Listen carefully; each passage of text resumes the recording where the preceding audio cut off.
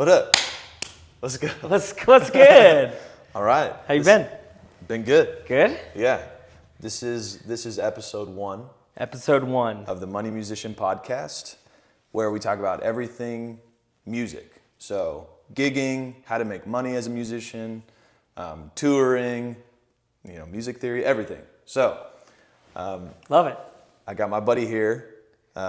We went to jazz school together. Yes, we did. And he's toured the world. He's played on cruise ships. He's been a professional musician for a long time. Yeah. This is my buddy, Chaz Mattison. Hello, everyone. So before we went to jazz school, how'd you get into drumming? Or like how did the spark happen? Yeah. Did you play in bands first or? Yeah, so one of my first instruments was a Yamaha guitar from Costco, and it came with like a little tiny, I don't know what watt amp, and I would just strum on that thing, and I didn't know really how to play it, so I kind of gave up on that. Then I got a bass. It's just all the string instruments weren't working for me, so eventually this was transitioning from 6th grade into 7th grade, so I was about 12 years old. My whole family went in and bought me a drum set for Christmas.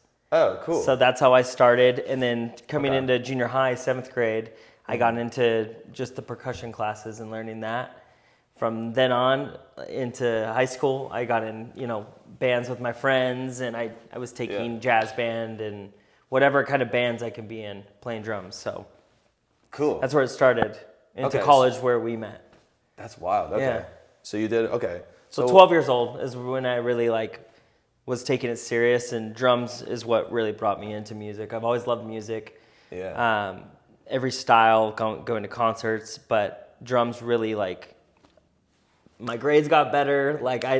It really focused on, this is what I want to do, is music. That's cool. Yeah. That was the same for me too. I think I started when I was 11 or 12. Yeah. It's a good age to start.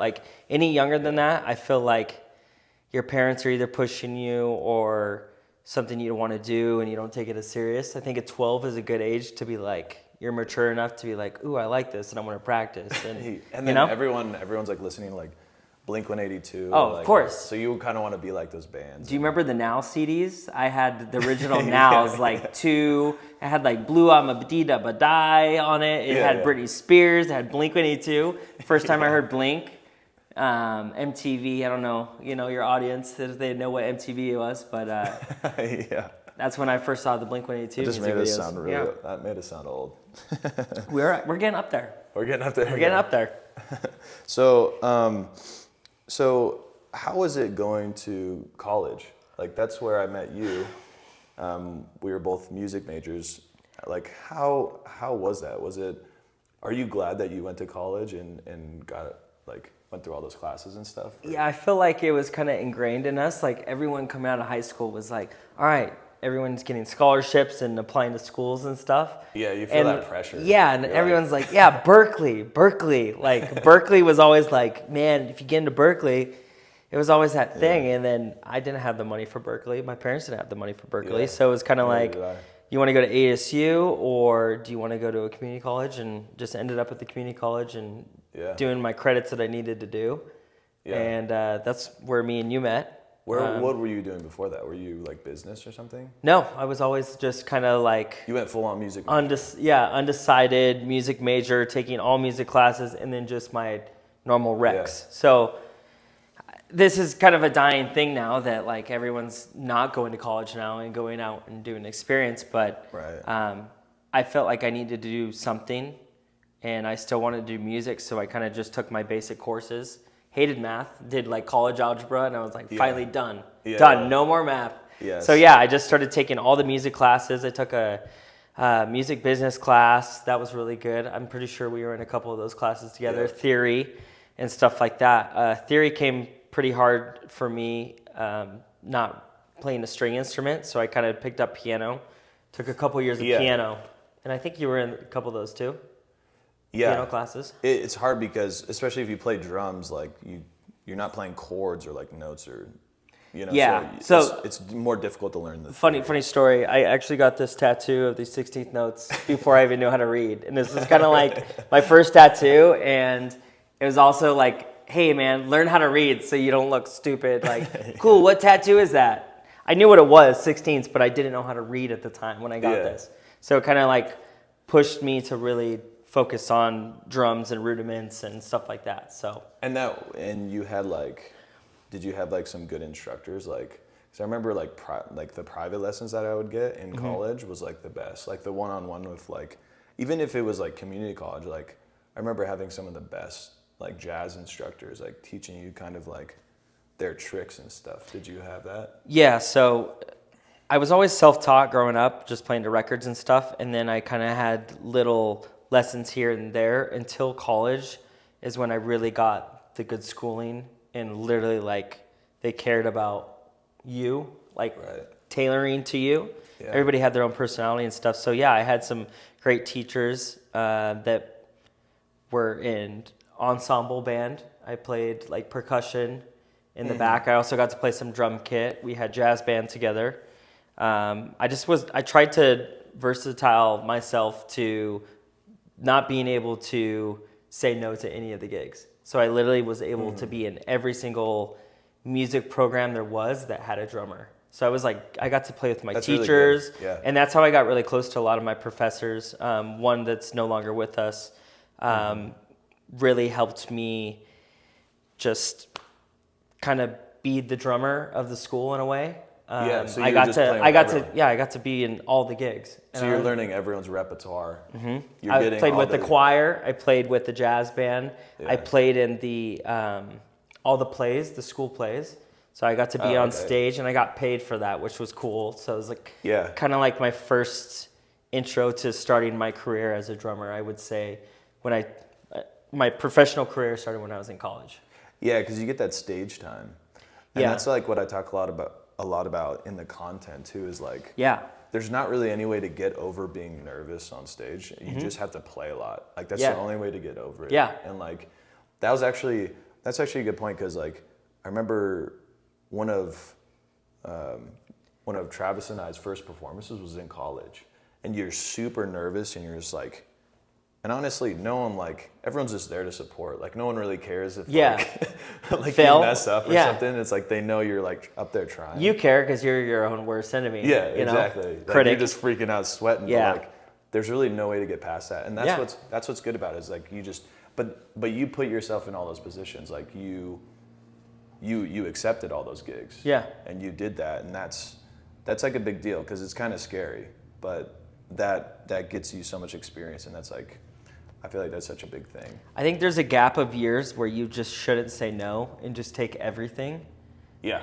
Paid or unpaid. Yep. Because a lot of the gigs, and I know you've talked about this in your content, you do some gigs for free sometimes, and then that gets you even more work because so-and-so's there that books you for a party or a wedding or a gig or whatever. Like, it's just snowballs. So there's a time I still say yes to unpaid gigs depending on the opportunities. Yeah, because the audiences are going to be in front. Yep. Yeah, you don't know who you'll meet, or like you kind of are putting in like the good grace, like I don't know, because then maybe they'll have like a really high paying gig like later on, and then since you did that free one with them, they hired you. Yep. You'll be the first call. Yep. Yeah. Okay. So. That's so crazy. Yeah, college was a long time ago. That's how many years have we? We won't date ourselves. Yeah. Anyway. So after college, you went to cruise ships, right? No, actually, I got my AA, and then I went straight to another music school that was actually just music, and it was actually a Christian music school. Do you remember the band Skillet? Yeah. Skillet, the original guitarist from the band, started a credited school, and I got a bachelor's in drums performance. Oh. So luckily I got to skip like half a year because I did all my prereqs in community college that I kind of just came in and was able to just focus on music. I had a big senior recital. That was probably one of the hardest things I ever had to do, was get all the transcriptions of all the songs that I was doing, play them note for note. Like I was practicing so much. had a solo in there, a snare solo. Like it was a lot. It was Sweat like and bullets. Yeah, and like I pulled off one hell of a show. It was a great recital.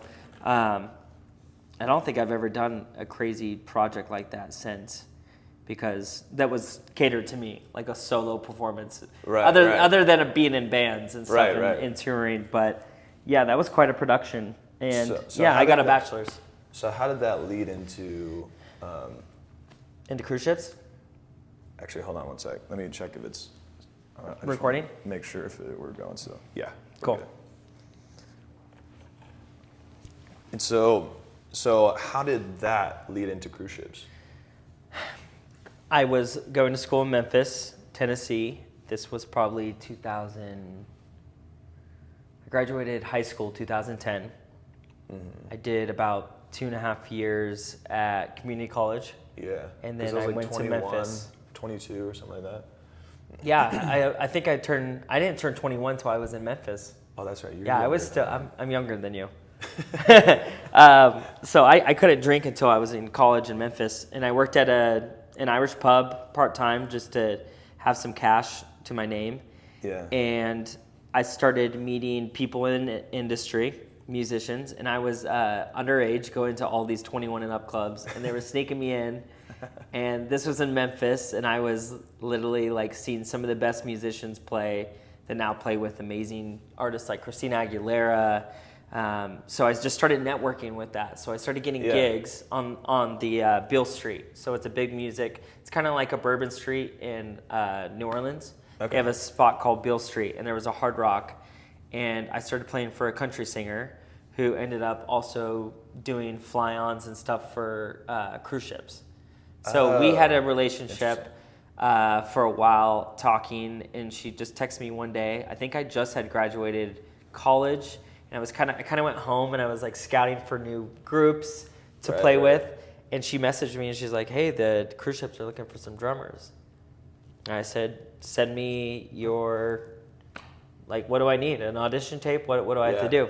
So it was an audition tape, and I just set up a video camera, and they sent me a couple tunes, and I learned them note for note, filmed myself.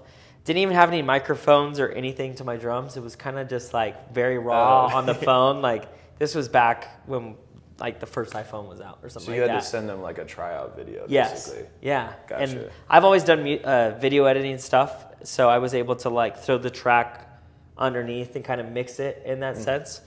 But yeah, it was just literally like a camera, phone, and I got the audition, and they came back and were like, "Cool, you're hired." And I got the gig, and that's a good feeling. I had to go in, and it was like literally reading charts every night. Like for a month straight, I had to learn like 200 plus songs, like note for note. Like I was stuck to an iPad, just like looking at an iPad. So luckily I had the schooling of knowing how to read, because that gig really challenged me to like read the parts. Yeah. And then you play it so often that you don't even need it anymore. It's just ingrained in your head.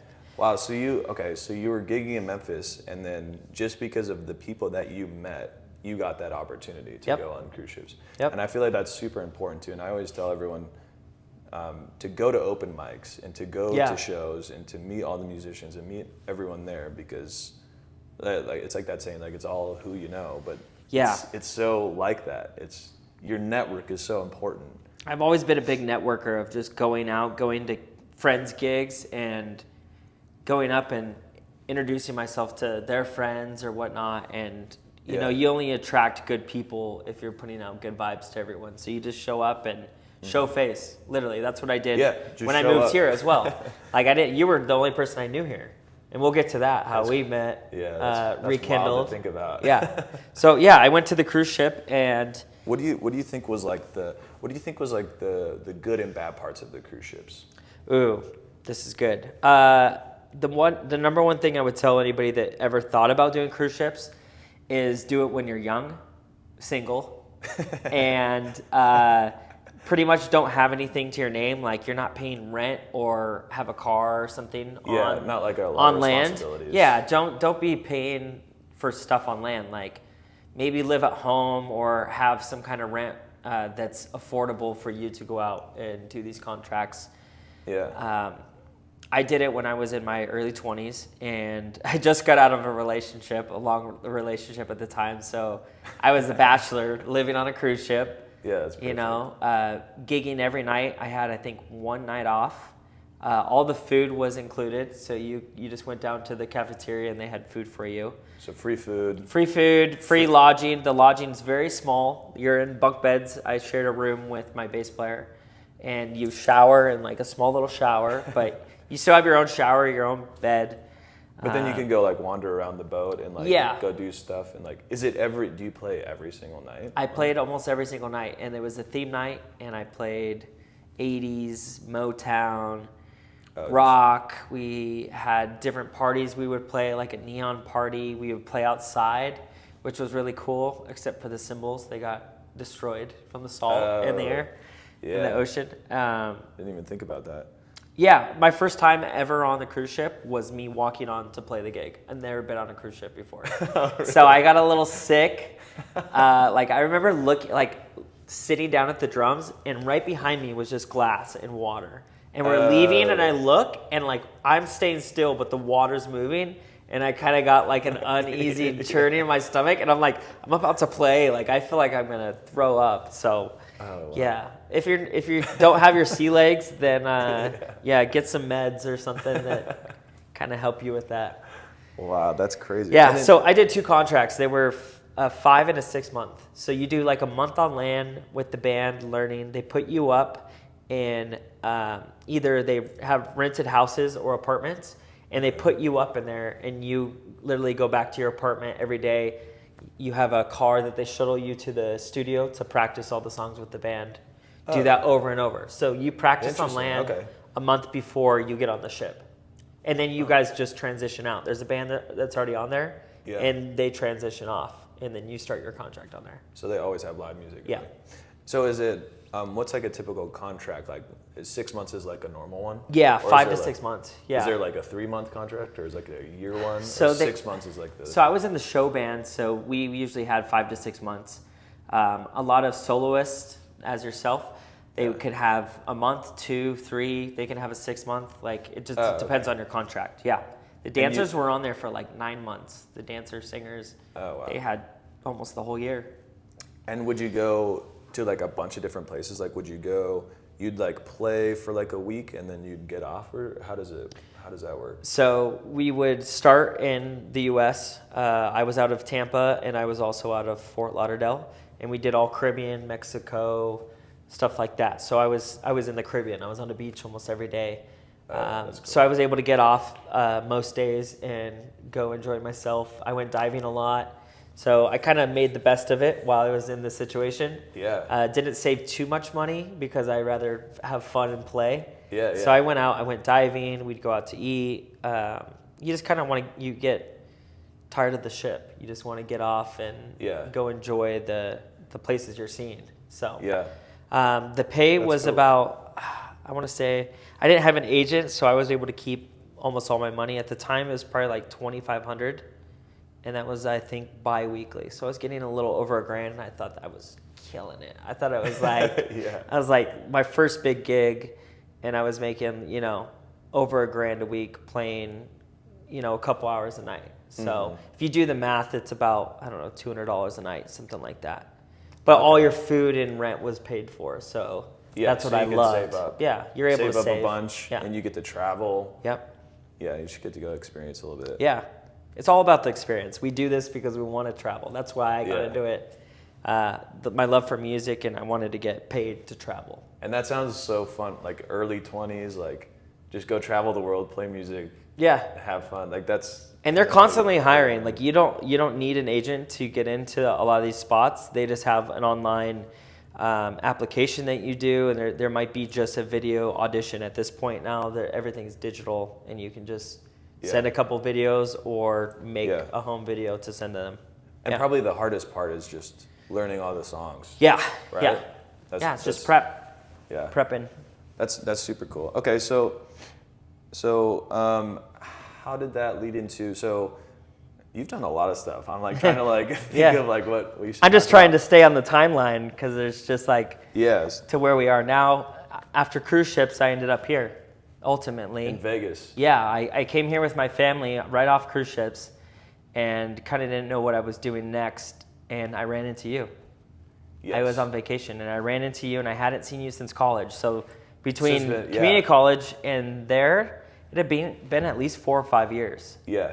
I want to say. And I knew you were kind of doing, we knew each other were like doing music stuff just in different areas. Social media was just being like a normal thing in our lives. It was mainly Facebook, but like Instagram came out with videos, and things were changing in social media. So people were able to see what was going on with people. People started branding themselves. Mm-hmm. I started making videos on the cruise ship, posting me, so people knew I was on the cruise ship, which led me to Vegas. And running into you, and one of the first things you said was, "Man, you should move here." And I was like, "Really? Like Vegas? No one ever plans to move to Vegas." I feel like. Yeah. Like it was always so true. It's a visiting spot, but there's so much work here, and there has been for years and years. People used to do gigs in the hotel, and they would put them up in the hotel. Yeah. But someone always has to ruin it for the rest of us. So we ran into each other. The band drama. We ran into each other downtown at Gold Spike. Yeah. Yep. And then a couple of the cruise ship buddies moved here as well. Like our buddy Jimmy, and then we ended up creating a band and doing like a residency. Yeah. At a couple of different spots. That was pretty fun. That was a great time. I thought that was like. And the more and more we played together, the more, we would make these little, I wouldn't call them mistakes, but like somebody would do something and it would just stick. So like the next time we did it, like there would be a stop there or something like that. So you create the chemistry with playing with, a core group of guys. Yeah. I feel like we had a lot of chemistry. Yeah. Like everyone kind of was really good at what they did in the band. For sure. And like together we all played really well together, I think. And one of the places that we played at, it was $200 a guy. Yeah. So usually we had a manager that booked us. Right. We had So it's about $1,000 to the band, and then. Yeah. So the venue will have like $1,000 budget. Yeah. And then they usually hire a booker to come in and book all the bands, because that's a lot of work. And usually the booker takes like a 10 or 15 or 20% fee. So in this case, they were taking 20%. Yeah. Because the venue had $1,000 budget, and they would take 20%, so that's $200. So $800 would go to the band. Mm-hmm. It was a 4-piece band, so we would divvy it up, and that's $200 each. Two. Plus tips. Plus tips. Some nights we walk out with 300 plus. Yeah. A guy, plus a couple rounds if people were buying us drinks or shots. Yeah. So we played right outside of the hockey arena. Yeah. So the Vegas Golden Knights game would get out and go into the bar that we were playing at. Yeah. It was pretty wild. That was one of the best gigs, I would say, for crowd wise, because everyone's coming off of a high of hopefully a victory. The team's really good, so then everyone would come there and party because they don't want to drive home and sit in traffic, and we just entertain them till 12 to 1 in the morning. And they had so much energy too. You remember, we should talk about that one guy, that German guy that came in and he just got in a fight. You remember that? Is there video of this? He bled everywhere. Oh yeah, all over your pedal board. Yeah. Yes, the guy got in a fight. I don't know if we saw the fight or what. His hand was all wrapped up. Like he came in. And he was just bleeding. And it was all wrapped up. Oh and my God, I remember he was that. Like, everyone was like dancing on the dance floor, and then his bandage fell off. And there's just he blood. Just started bleeding a trail of blood everywhere on the dance floor. And on your pedal board. And on my pedal board. I just got a Helix, and those are super expensive, and there was like blood everywhere, so we had to stop the show and have the whole staff clean it up with like Clorox wipes and stuff. That was wild. Yeah. Man. Oh my gosh. That was right after a game too, so everyone was in there like dancing and partying and stuff. Crazy stories, man. People just coming up and touching our gear. Yeah. Crazy stuff. Yeah, just always be on the lookout for crazy drunks at your gigs, right? Yeah. Yeah. And speaking of Vegas Golden Knights, you've played for their drum line. Yes, that was actually one of my first gigs in town, besides doing a band thing. Oh, really? Yeah, so I moved to Vegas in 2017. I've been here about 7 years now. And I was working for a production company in town. So they had a couple shows on the Strip at Harrah's, Bally's at the time, and one of the they had different groups. There's just like it's called UD Factory, and they had multiple different things. They had like a studio in there. They had shows and all this stuff. Long story short, one of the vendors was called Drumbots, and they moved here from South Africa. They're still some of my dearest friends, and cool. He literally he's like, send me some videos. I met him, coming through, and I was a administrative assistant, so I kind of just did all the bitch work. Like I just like would go to the store and restock stuff and whatever. But I met so many people. Like it was kind of a gig just to get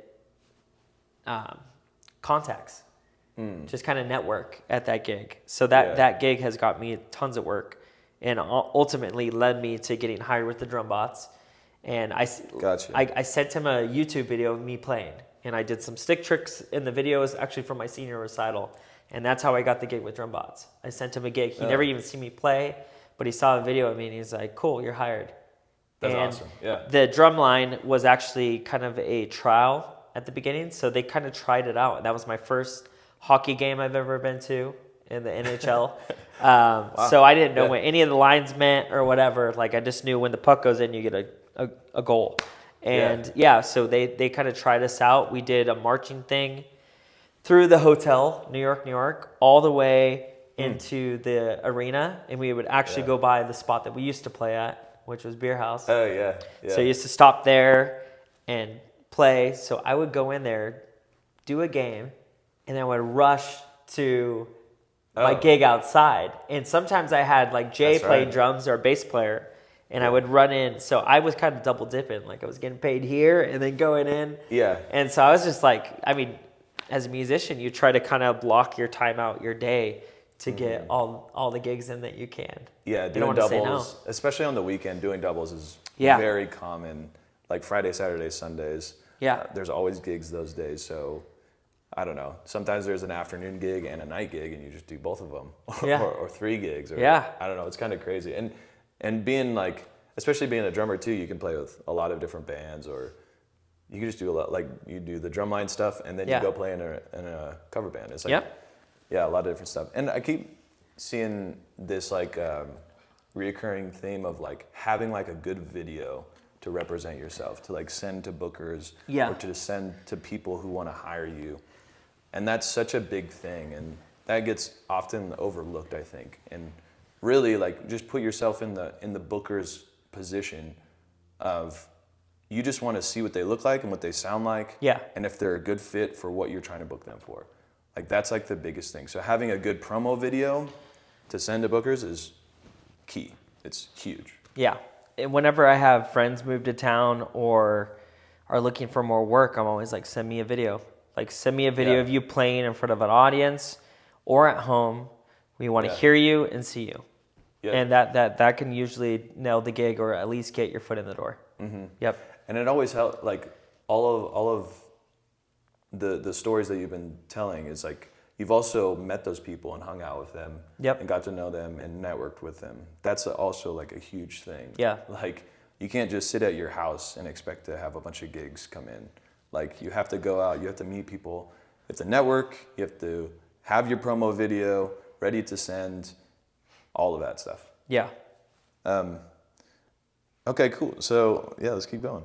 Love it. This is fun. This is great. Are you learning anything about me? Yeah. You knew it. No? Yeah, a little bit. A few things. I'm like, oh, this is cool. You're like, have you ever messed up on stage? Oh, yeah. Or just, something went wrong? Yeah.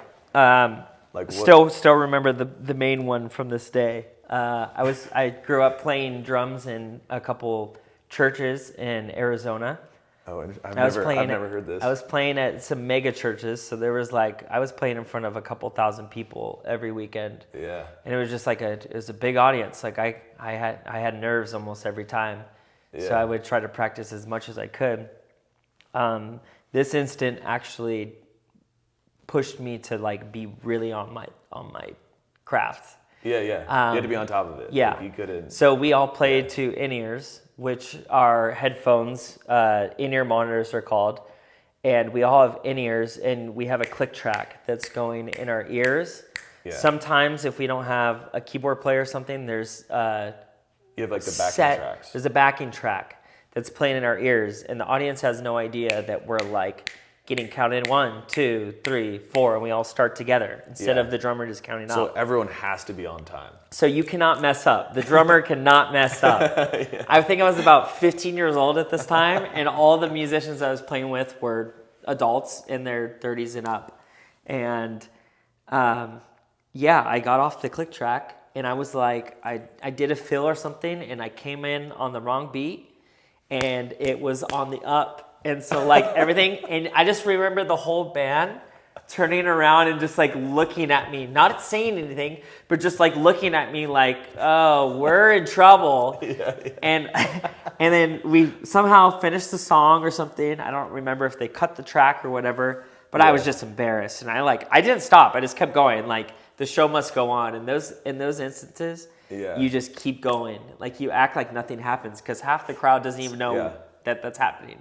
Right, it's the band on stage. I'm more embarrassed that my band is like looking at me and like, you messed up. So we went into the back and to our green room after, and like no one said anything to me, and I kind of just like sat on the couch, and I was like, I will never get off the click again. I will never mess up when I had click. And till this day, man, when I have a click, I'm locked in. I prefer having a click. It just makes me tighter.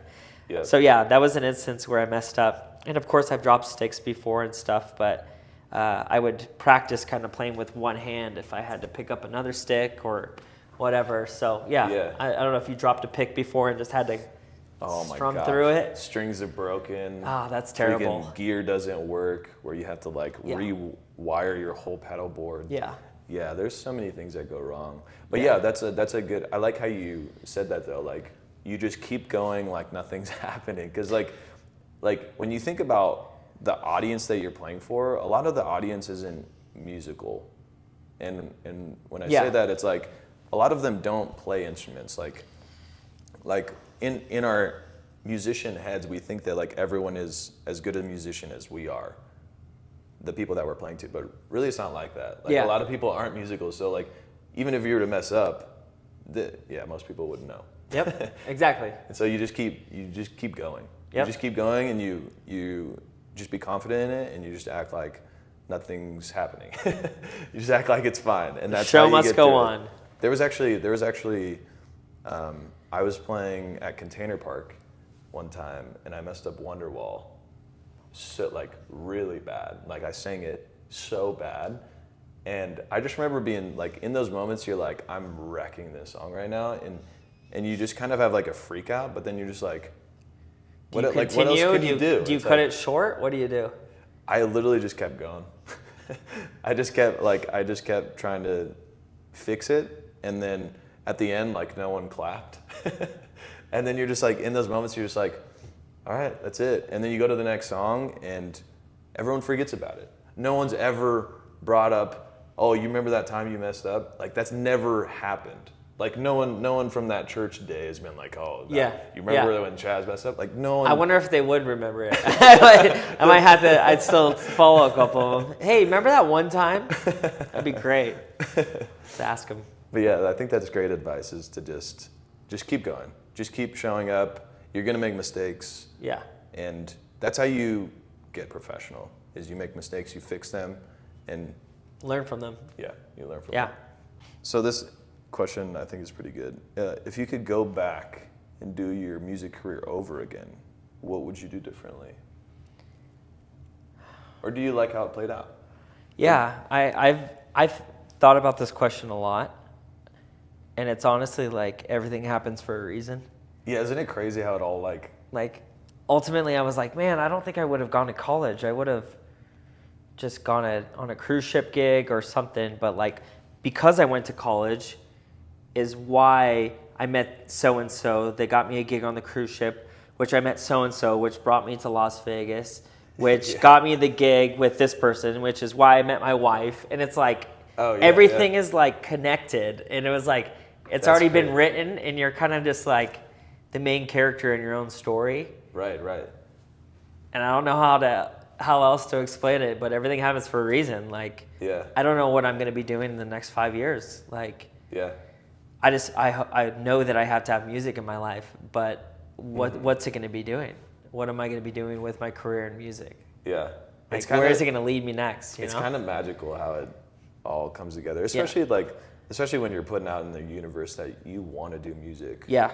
Yep. Because I remember like just being like early 20s, I'm like, man, I just want to do this for a living. Like, I just want to do this full time. And you kind of put that out in the universe, and then you start practicing, you start putting in the work, you start showing up, you start going to all the open mics, you start networking, and it's like you kind of manifest it yourself. Yep. And I feel like just hearing your story up until now is like, it's kind of magical how life happens. Yeah. It really is. It just makes sense that, and in us rekindling and running into each other after X amount of years, like. Just randomly. We didn't even know, I didn't know he was in Vegas. And I didn't know you lived in Vegas either. And we ended up. At the same place, the same time. Yeah. It's kind of wild. Yeah. Everything's, there's no coincidences in this life. Like, it's all, yep, you know? Yeah. It's like a movie. It's literally like a movie. Let's talk about you touring with Lydia for a little bit. Oh, that was a cool one. Because up until now, we've talked a lot about like the cover band thing. Yeah. And a lot of the cruise ship stuff is a lot of cover songs. So let's switch roles to like the original music. So how did that all happen? So I was in a band here called Naked Elephant, and I just got back from tour in London, and I think their record label was with Universal out of London. So we went to London and played a couple shows, came back, and I was kind of on a hiatus of what to do. I kind of quit my job to go. I was working for the production company. I kind of said, hey, I'm going to go off with this band, and they totally respected that. If my job's here, when I get back, it is what it is. Yeah. I didn't expect it to be. So when I got back, I was kind of on call, wasn't working as much. They kind of filled my role, and I was like, it's cool. Just like that, my phone rang, and he's like, hey, man, this is my friend that was recording on one of their albums. He's like, hey, are you available for a tour? And I was like, who's it with? I was like, how long? And I was like, yeah, I'm not doing anything. It was from, I think, July into August. It was like a month tour straight. And it was just the U.S. and Canada. And I'm like, who's it for? And he said, Lydia. And I said, what? Like, because we grew up listening. We grew up listening to Lydia. Like, as fans, I went to go see their show multiple times. And yeah, I was like, yeah, I know like half their songs. He's like, well, there's a new record. They're gonna mix some of the old stuff in with the new record. And I'm like, say less. Like, and I pretty much got the gig right there. They sent over the set list. I was kind of talking with the band. I think it all happened within 3 weeks I had to like learn all the music, and then I like drove out to Arizona, and we rehearsed for I want to say 1 week before the tour. Really? That's so it was very last minute. Yeah. Wow. So I was literally practicing the tunes, writing down the charts and everything, and just having a basis. And of course that changes once you get in a room with everybody. And yeah, we just put the show together in a week, and then we took off, and it was a band tour. How was it like? Sorry to interrupt. Yeah. How was it interacting with the guys? Because like you're just meeting them, right? So it's like you learn all their music. Yeah. You're gonna be going on tour with these guys for like a whole month. So how was it like interacting with like everyone has their own personalities and stuff? I actually knew the bass player, which wasn't an original bass player either. So bass player and drummer, we were kind of sidemen. I knew the bass player. We used to play local shows in Arizona together. Oh, okay. And so he was just in another band, and we would just always be on the same bill. And I was like, geez, I haven't seen you since we were in high school, and like that sort of thing. So he's actually like a tour, he's a guitar tech for like Sum 41. He's playing with some cool bands right now as a tech. He's teching. So yeah, it's cool to like have these gigs with all these different musicians that are no longer in Lydia anymore, and they're all doing other gigs now. So it wasn't super hard to like assimilate. Like it was like you knew half of them. And Yeah, half the guys were I new, knew and who they were. I was just like, hi, I'm Chaz. Like, I've kind of been a fan of your band. Yeah, you try not to. Yeah, act like I try not to fan, be a fanboy, but I was then- like, I know your music. I know who you are. You know, it's like walking in a band into a room and you're like, yeah, I know you, Katy Perry or whatever. Yeah, like, yeah. you just try to keep your cool. Yeah, I've had a couple of those instances of playing with people I was a fan of, idolized in that sense. Yeah, it was. I actually roomed with the singer. Okay. He was my roomie whenever we had hotels. And so you guys were in a van. We were in a van, had a trailer that we pulled with all the gear. I also got paid to load in. So load in, load out, like set up all the gear. Oh, gotcha. We okay. had Cool. a banner, we had lights, the whole thing. We were the main headlining band. So that was really cool. That was kind of my first tour. We had a rider every night of like tequila and whiskey. So we were like drinking every night, eating. And then we just, finish the show, pack up, dead tired, and we'd either go to the hotel or we'd have to drive on to the next city. Dang. And it was like, go, go, go. And you guys played like every night in a new city? Yeah. For a month? For a month So you straight. did like 30 Yeah. cities? Or Yeah. 28 or Yeah. something like that? I got to see a lot of the U.S. I hadn't seen before. I got to go up to Canada, so that was cool. We went to Quebec and Toronto, so I got to go to that side. How is it playing all the different venues? Because every venue, I don't know, it just sounds different. There's a different vibe. There's like different atmosphere, different crowd every night. I literally only knew one venue we played at, and it was the one that's the famous in L.A., and it's the one where Elton John played. What am I thinking of? The Troubadour. Oh, yeah. So we got to play the Troubadour. That's like the only one that I knew, because it's an iconic venue. Yeah. All these other venues, they were cool little theaters, like never heard of them. And I think the best part of playing all these cities that you're talking about was going out. So we'd set up and then we'd go out and just like explore. We were usually in the downtown area of each city. And if I had a friend or somebody I knew from back in the day that I haven't seen in years and they lived there, they would come out to my show. And it was just fun because I got to see friends along the way, and I'd get them tickets to come see the show. Right. And it was always fun to have a friend that was in the city you were playing in. Yeah. Because is cool. You kind of just play every night, and you're like, you meet new people or stuff and fans. But yeah, that was the best part, was just being able to go check out the different cities. Where was the best crowd? Were they all kind of just like, because they're there to see you. It's like the headlining. Yeah.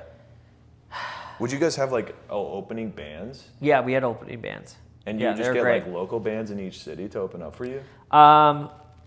Sometimes it was we had like a core group of 2 bands that went on tour with us. So we all followed each other pretty much. Oh, okay. For the most part. Yeah. One band was from Toronto and the other band was from Arizona. Oh, cool. Okay. And so they came out and supported us on the tour, and we had blast. And that's a good way to connect too. Yeah. You meet all the other band members, and who knows what that leads to. Maybe you guys get done with that tour, and then that other band needs a drummer. Yeah. That's exactly how it works. And that does happen. The drummer that opened up for me, that was in Jared in the Mill, they were from Arizona. I couldn't do a Lydia show the end of the year that same year because I had another gig that I already committed to. That's the one thing about me is if I already commit to a gig, then I'm like locked in. Yeah. Like I'm a man of my word. If I'm already locked in, I don't leave it unless it's like insane and I can get a cover or something like that. But when I say I already have a gig, I already got a gig. So that winter, I had a gig to go to Paris. So I said, hey, I couldn't do the show. I'm going to Paris for a gig. So, yeah. So long story short, my friend that was the opener for my band ended up being my sub. Yeah. Okay. Yeah, see? Yep. That's how it happens. That's so cool.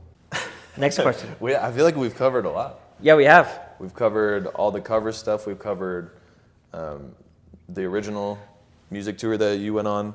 Yes.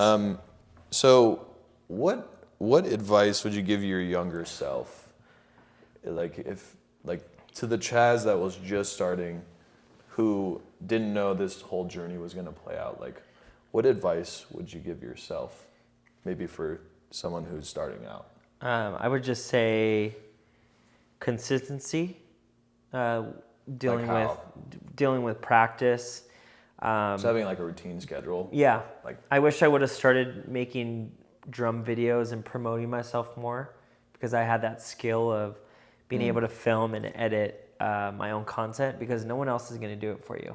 yeah. Honestly, like you only get so much out of what you put in yourself. So if I was talking to my younger self, I would just say invest in yourself. Like everyone's always putting in other effort to other people's stuff. Like invest in yourself. Yeah. Buy the most expensive gear that the pro people are playing. Like save up for that and have the best of the best. If you're serious, then take it seriously. Get the best of the best stuff, and sound the best that you can. If you eventually fall out of it, then you can always sell it. That gear is very sellable if you take good care of it. So. And so you think doing just content, like making videos of yourself playing, even if you're not pro yet, even if you're just starting out, like just start making videos of you playing, because like even that's like a good way to get gigs, is like you posting on Instagram, someone, like anyone could see it. Maybe someone in your city sees it, or someone else in a band sees it, and they're like, oh, this guy's in my city. I'll message him or something like that. Yeah, I think that's the biggest networker in today's age is just posting content. And it doesn't have to be the best quality stuff. It's only going to get better and better and better. I always tell myself that. So just posting videos earlier on. Yeah. And I feel like videos, when you watch back a video of yourself, it's like the best feedback. Yeah. It's like the best, like you will get better way faster if you watch yourself playing. Correct. I used to do that almost every gig. I would set up a phone and just film my entire gig. And I'd go home that night and lay in bed and watch myself play the gig I just watch did. your technique. And watch how you any dynamics. faults I had, like any missed cues or anything. I'm like, okay, so next gig, I will remember to stop there or something like that. Yeah, I would critique myself. It's like a 2-in-1, because you can't be any better than you are right now. So you just make a document of that, you put it out, you make a video of it, you put it out for everyone to see, and you get a feedback system. So it's like you're putting it out into social media where you can network with everyone who sees it, but then you're also getting a feedback system for you to get better. It's like 2-in-1. That's it. Nailed it. I think that's great. So what are you up to now? Man, I feel like the DJ thing is. I'm a closet DJ, but I'm getting out. I actually have my first house party I'm getting paid for to DJ. So you got to start somewhere. Yeah. And it's very new to me, so it's almost like I'm starting over with a new instrument. Yeah. And I'm sure it was the same way for you, being a soloist. Yeah. Always being a guitarist, and so I'm kind of going through that transition period of. It's exciting. Just playing in front of people and just seeing how they react. I've been working on a lot of music with some producers and DJs in town. Yeah. And they've been playing it at some of the major clubs. And I'm like, really? yo, this is our music. And like the people are jamming. So yeah, I'm just focused on music right now. Just the last 6 months to a year, I've just been working on production, and I've kind of been on a hiatus from producing music because I've been playing live so much. So it's fun to get back in the studio and make music.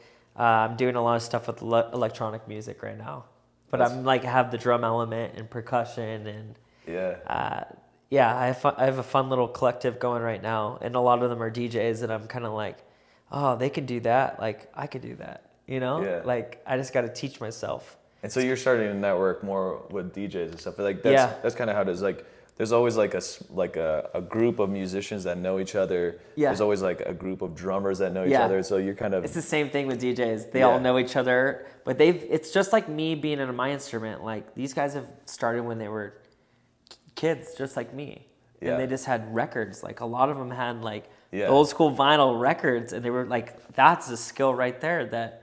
I may or may not ever pick up. But yeah, it's pretty cool what they could do. Like I envy. I always thought the DJs were just button pressers.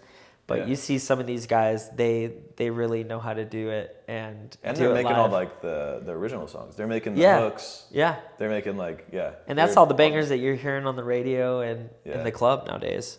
So that's cool. Yeah. So where can people find you? So you can follow me on Instagram, Chaz the Drummer, Chaz the Drummer. So I'm on there, and that's where I post a lot of my music stuff and hopefully some new music to come out. I'll be posting. Yeah. And cool. If this DJ career does anything or producing career, then you'll be able to follow me on there.